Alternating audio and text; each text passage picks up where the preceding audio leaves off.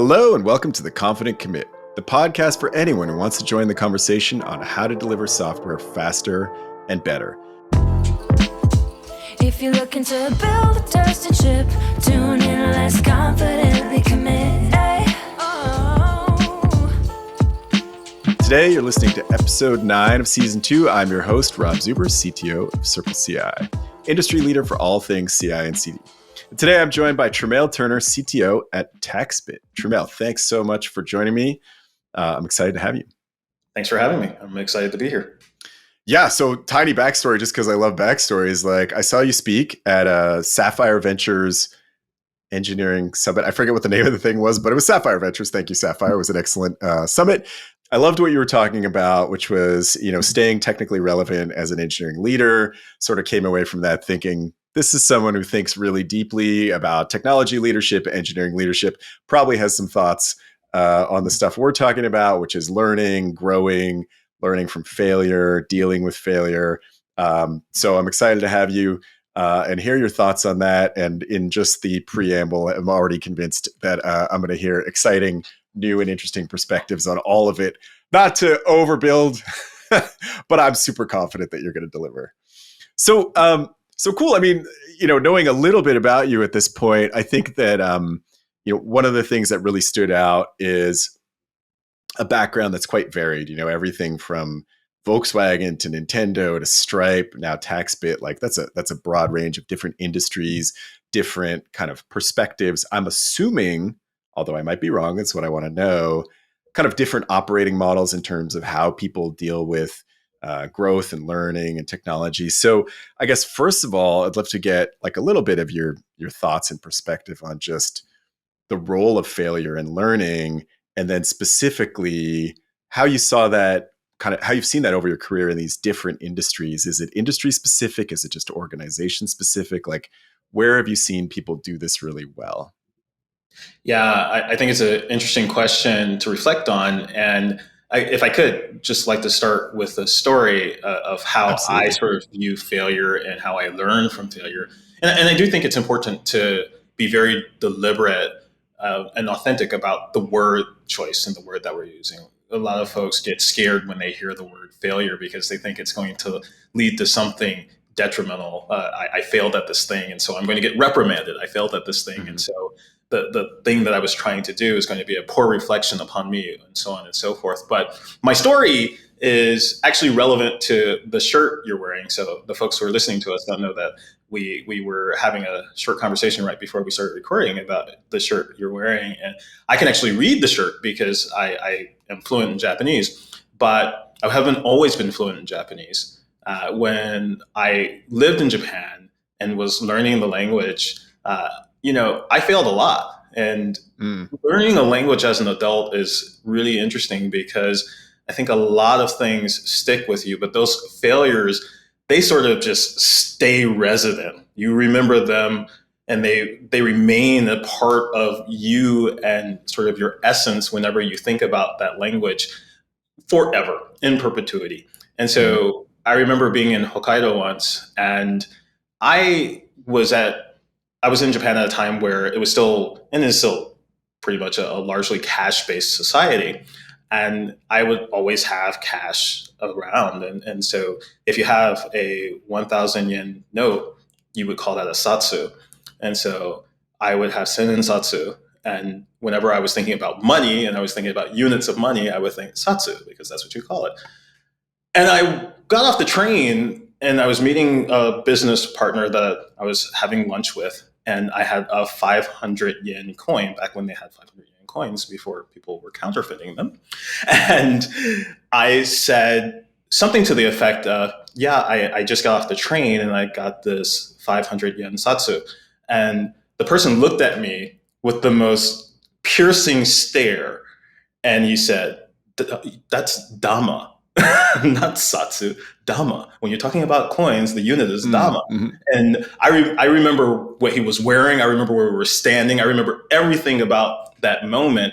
And for sure, whenever I was referring to that unit of money in the future, I knew the right word and I knew the right way of expressing it. And I tell that story only to say that when we are learning, failing at something and learning from that failure to become a better version and for better outcomes in the future is essential. Yeah. And so the core of your question is, through the different industries that I've been able to experience, how have I seen failure sort of show up and be expressed and used to help folks to really learn and, again, to express better versions of themselves? And I would say at its core, failure is expressed pretty similarly. And sometimes the models might have fancy words. So you might be in the auto industry and hear about PDCA or Plan, Do, Check, Act, or you may hear about Six Sigma and different sort of black belt, green belt utilities that one can apply. You might hear about the 5 whys, even though software now is, I think, embracing a lot of the, thanks to Amazon and AWS, a lot of the Six Sigma sort of functions and features. But essentially, it's pretty much the same of come up with a plan, do something that you expect will be beneficial, impactful, move the needle, as it were. And then as you start to see failures, be conscious of those failures, be conscious of your mistakes, and analyze them and understand why. Why did we see that? And try and isolate that down to a moment of inflection. And what you always endeavor to do is to make sure that you don't make the same mistake twice. And I have to give the auto industry credit in that they have, be it because of the influence of Deming and other sort of management science practices, or just because of the long history of the industry, or just because there have been a ton of smart people, not just engineers, business people, marketers, like all over every function within that industry, that have applied a lot of these really strong, if you will, remediation policies and practices towards better outcomes, at least. I mean, maybe not always successfully, but definitely the process models and the practices they have down to a science. And software, I think, is learning a lot from things that have already been invented, and sometimes in our own way, reinventing some of those practices, I think to pretty generally good effect and good outcomes broadly. One last thing I'll say on the point is, a thing that I think software has to keep in mind is that we do a lot of cargo culting. Yeah, we think because it worked at this company, famously we talk about the FANGs at Google, Amazon, Netflix, et cetera, that maybe it'll be applicable to my 250 person startup. Not always, as I'm sure you know. And so that's one of the things that in learning about failure that we also have to embrace, and that, just because something seems to have worked in another place of an organization that has had pretty great, phenomenal multiples of outcomes, doesn't necessarily mean it'll be the right thing for you. But that practice of learning and adapting and looking for better outcomes is one that is pretty much universal. There's so much in there. I love it all. So first of all, like I love the cultural story, cross-cultural story, let's say, because another thing that's interesting about your background is that it's, Nintendo, Japanese company, Volkswagen, I assume German company, some German influence in terms of style. So, across that, the thread of, we all have this same goal, which is, I'm sure there's different expressions for it in different languages, but let's not make the same mistake twice. Like, let's learn from this. Mistakes happen. And you talked about having a plan and testing the plan. I think when I try to soften the word failure, I say, when things don't go to plan, right? Like, we had an idea of how it was going to work out, and sort of we went down that path, and it didn't quite work out. So I think that context is really interesting to think about as well. Like, it's kind of a human objective, let's say, to build and learn from these things as we go, and continue. And it takes takes multiple tries, right? And I think, to the point of then mimicking the larger organizations, like, I like to think of them as the companies that have time to write blog posts. You know what I mean? Like, when you're growing as a startup, like, you're just trying to keep the wheels on the bus. You're not telling the world how to do things, right? So there's like the dark ages kind of startups, if you will, where no one is talking about what they're doing. But then we're perplexed when we take a solution from one of these. Well, that company's successful. Why can't I take the Netflix way of doing that and have it work for me? And we're only seeing the way they're doing it now, not the way they did it when they were 200 people, 500 people, 1,000 people. And they were probably doing something very, very different because those models work differently at different scales. But again, it's like we don't know how to then reason about the fact that it's not working for us, or it feels like a bigger challenge, right? And so there's something really interesting in there anyway about identifying the problem, your context, what it was that drove that solution. Then can I take that and apply pieces of it in my context? And what would that look like versus, to your point, cargo culting, like, can I just pick this thing up, put it here and have it, magically work for me, minus the 10,000 engineers that are responsible for keeping that thing, working or whatever. Awesome. So taking all that learning from these different, environments that you've been in, like now you're CTO, you're responsible for technology at an organization. What have you brought to sort of build a culture that's capable of learning? Like, what sorts of things have you taken from those different environments to then build a team, build an environment where you have that, where folks have that opportunity, they feel comfortable, they use the word failure lightly and know it's just a place that I'm, something that I'm going to learn from? Yeah, I think a few things. And where I want to root this is a conversation I was actually having with my CEO partner here at TaxBit recently. And it was an interesting conversation because as you mentioned, I think quite eloquently, we're just trying to keep the wheels on the bus. We're, as some people might say, we're building the plane while we're flying it. And we're trying to keep up with all the vagaries of our industry, all the changes of the global economy. So what's happening in the macro environment, what's happening at a micro scale.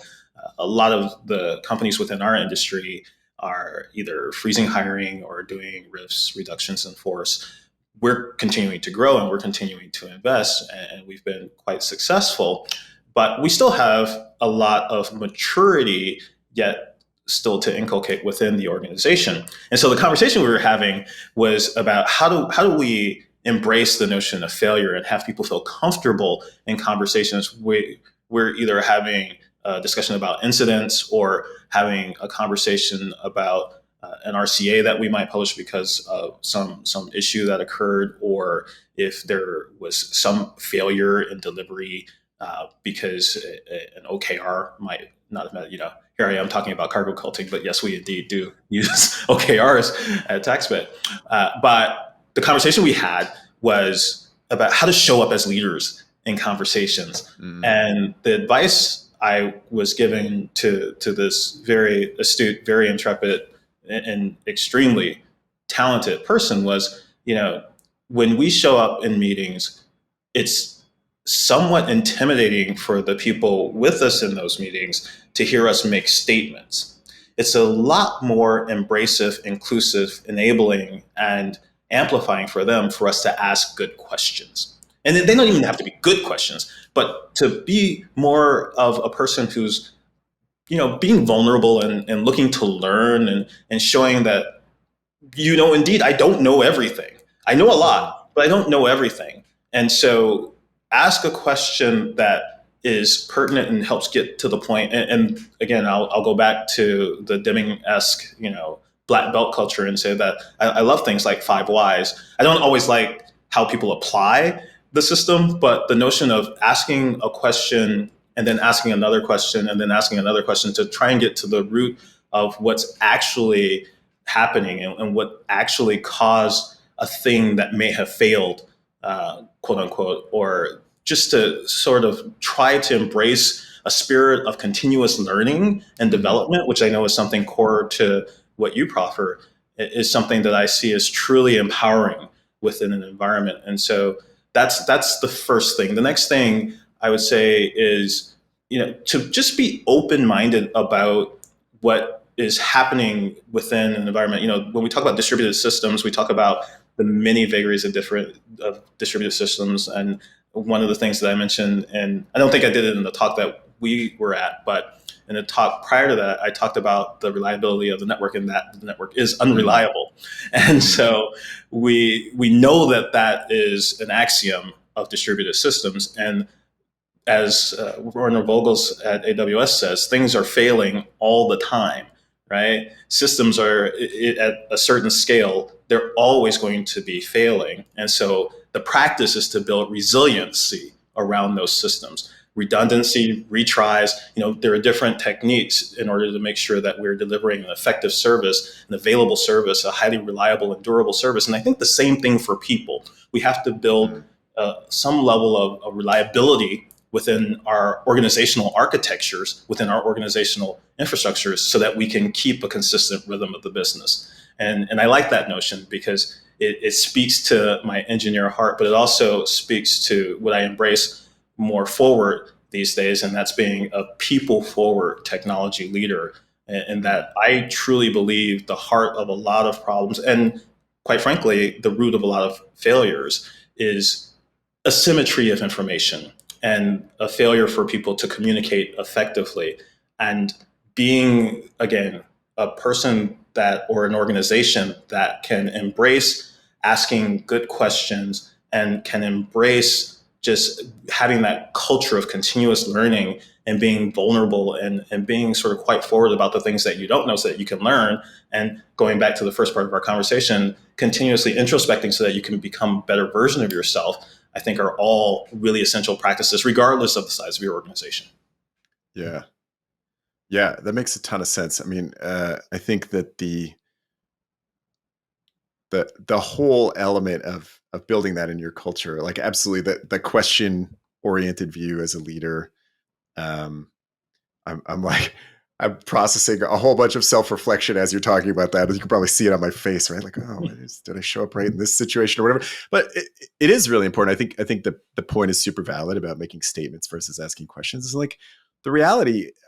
I think that one of the things that I learned in my career, and I can't say when or where, but has been valuable to me ever since, is realizing that regardless of title and position and everything else, everyone around me is a human. I think that's true. I think I can make that statement. And they all have different things going on inside. They have different stories and backgrounds and, strengths and weaknesses, things they understand, things they don't, things they're confident about and things they aren't, and things that are motivating them to behave in the ways that they're behaving.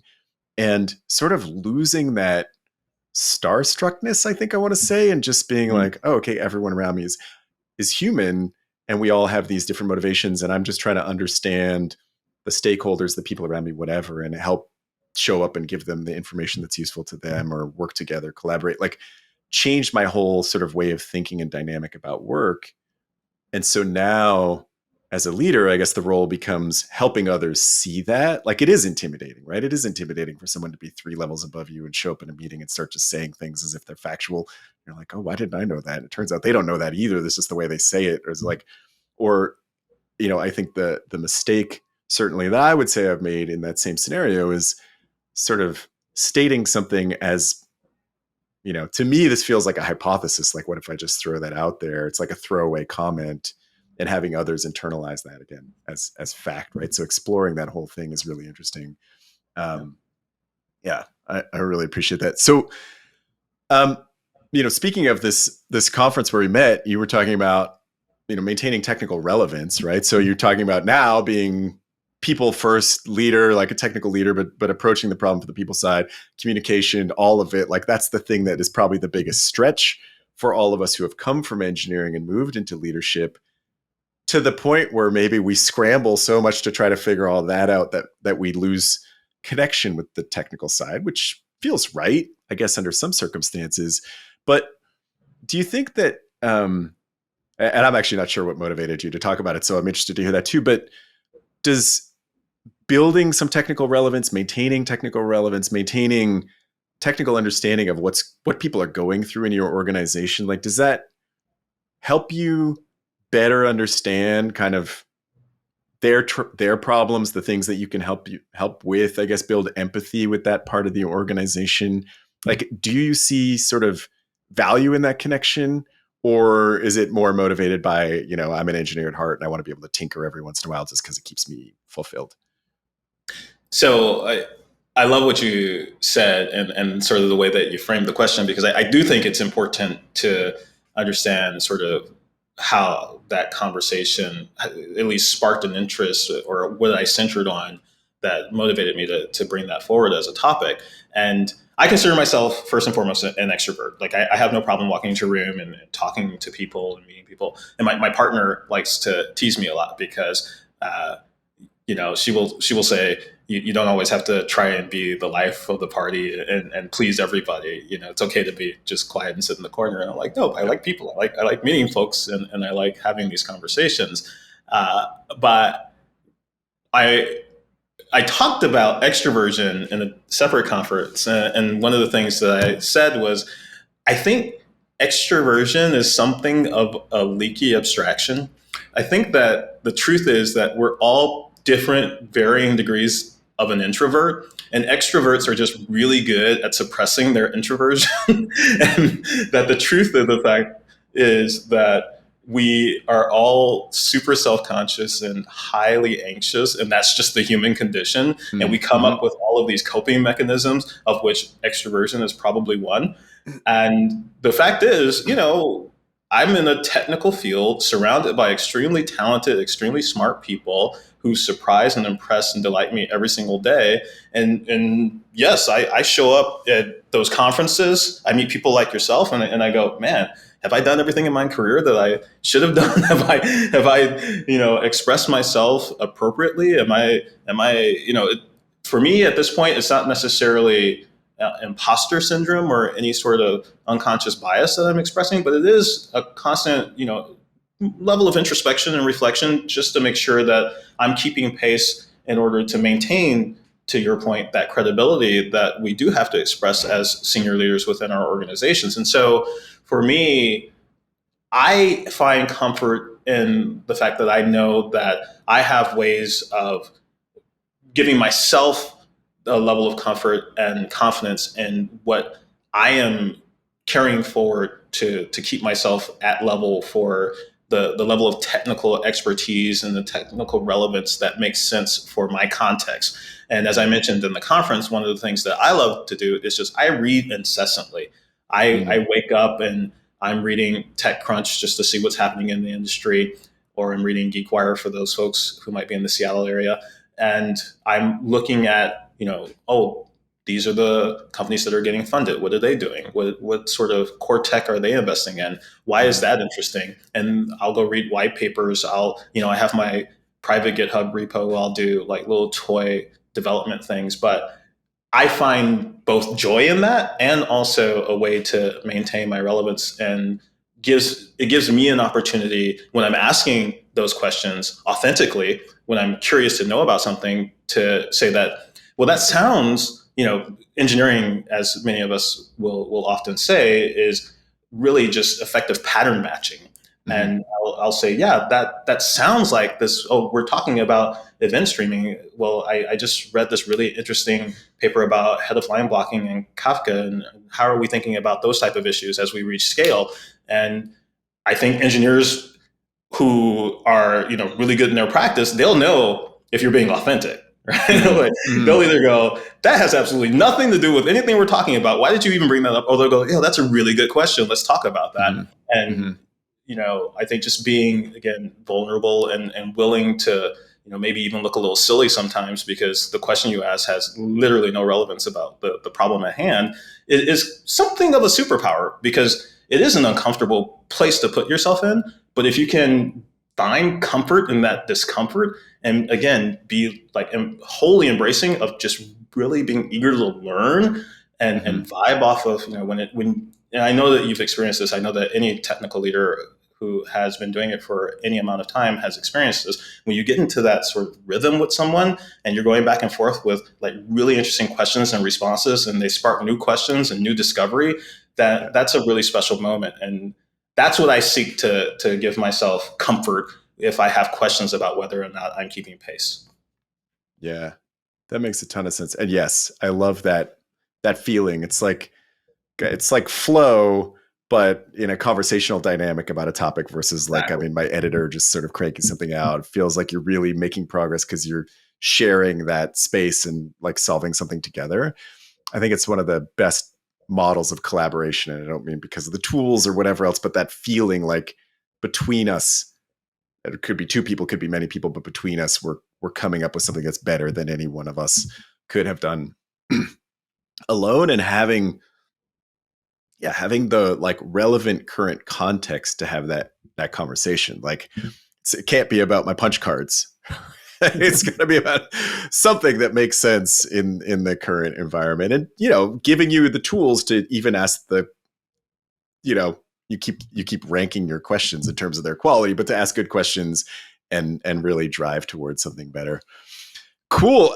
So our favorites. It's time for our favorite segment, the Red Build Rewind. I've had so many great stories, and I keep seeking them out. So, can you tell me about a time that in the moment felt potentially catastrophic, but ultimately has led to something that either you learned something from that you've been able to apply, or really grew from, something like that? Like, we all have those moments that just they feel like maybe that's the end, and then it turns out it's something you carry with you and has really enriched you after that. Yeah, I love talking about just it is at the intersection of both, or maybe several things, not just sort of a technical failure, but a perception failure, an understanding of products and product market fit. And it's going to sound super silly to folks who are at all in this ecosystem when they hear what I'm going to say next after the fact. But at the time, it was something that, for me, I couldn't see anything but the decision I was making in that moment to be correct. And so here's the story. Back when I worked at Nintendo, the way that it worked whenever a new console cycle was starting, and I'm sure it's still the same way, it was starting to basically be born or be brought about, is there would be certain individuals who needed to know because of sort of this ethos of secrecy and making sure that no one would know about this new thing that was about to be debuted before they needed to know. You would get disclosed. You would be brought into a room. There would be an attorney there and maybe a product engineer there. And you would be asked to sign a piece of paper to say that everything that you're going to see next, you're never going to talk about until it is exposed to the market. And then a service engineer would take you through what you're going to see. And so I was brought into one of those rooms. I was asked to sign a piece of paper, and then I was taken through a presentation. And the presentation talked about the joy of gaming and what everything means from Nintendo's perspective of the so-called blue ocean strategy, that is to be appealing to everyone, what they had learned from the recent failure of the Wii U, which was the follow-on to the Nintendo Wii, which the Wii sold 100 million units globally and was wildly considered a success, whilst the Wii U, selling only about 14 million units globally, was considered an abject failure.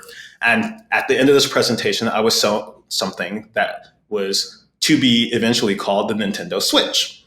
And when I saw that and I learned about its features and what my team was intended to deliver as a part of those features, which was the Nintendo Network Account Service and other account substrates that would enable something different than what Nintendo traditionally used to connect players online, something called the friend code, I thought that it was like the worst decision that the company could have made. And I was very vocal about it within in that context. And I was like, why would we do this? Like, there's no Bluetooth connectivity. You have to do this weird thing in order to have voice chat. The device is super low powered.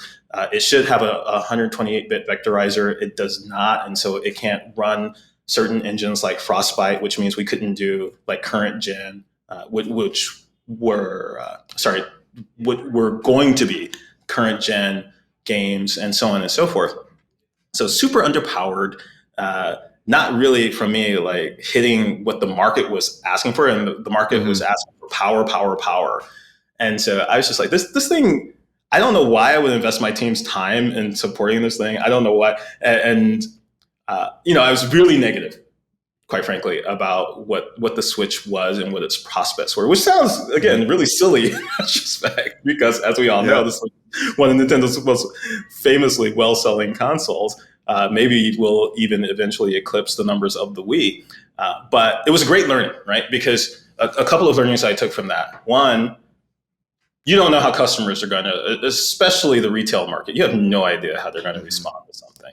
The thing that you do is you do your research and you stay true to your core. And Nintendo was staying true to its core. It wasn't going into the arms race trying to fight on CPU power or memory bandwidth usage or having the right vectorizer. It was building something that they could just make fun games, which is what they were known for, like fun, enjoyable, family-oriented games. And I had missed that in that conversation. And it was something that was valuable for me to reflect on and to know not to prejudge. And I take that lesson with me everywhere, in like every conversation. When someone comes up with an idea and where a younger version of me might have immediately responded to is like, why the heck would you do that? I go, you know what? Okay, let's see, let's test it, let's put it out there, and let's see what happens. Because you don't know. You really don't know. You have a good guess. You might even have rigorous data to show what you expect to happen. But if we could, any of us predict the future, we wouldn't have markets. We wouldn't have winners and losers, right? Everybody would be a winner. And so that one is one that stays resonant with me, and one, like I said, I carry with me everywhere. I love it. I love that it's not super technical, honestly, because like we all have those, like, oh, we had this incident, whatever. Like, I mean, those are fun too, but it's such a personal perspective. I mean, you opened this with being a people first leader, and I think that one of the things I love about that is, I mean, my takeaway from your story, let's call it that, is when someone who probably thought pretty deeply about this problem and had a lot of experience came up with this concept. By the way, I own a Switch. It's the only gaming system I own. And so to stop and say, what are they seeing that I'm not seeing? You know, is a really, like, at some point I picked up that sort of train of thought in my career, and I will admit I did not always have it, right? Like I was thinking the same way you're describing thinking, but saying, okay, someone really intelligent who thinks about this deeply has come up with this idea. Like, what can I learn from, like, how do I figure out where they're standing and what they're seeing and try to bring that into my worldview and then see if I still feel the same way versus that, like, I know everything. Let me tell you how the world actually works sort of response. I love it. Awesome. Well, thank you for sharing that. And thanks for joining. I mean, I said I built it up at the beginning, but I got everything I was hoping for. Such awesome, deep perspectives about leadership and people and you know, failure as a big scary word and failure as a word to embrace.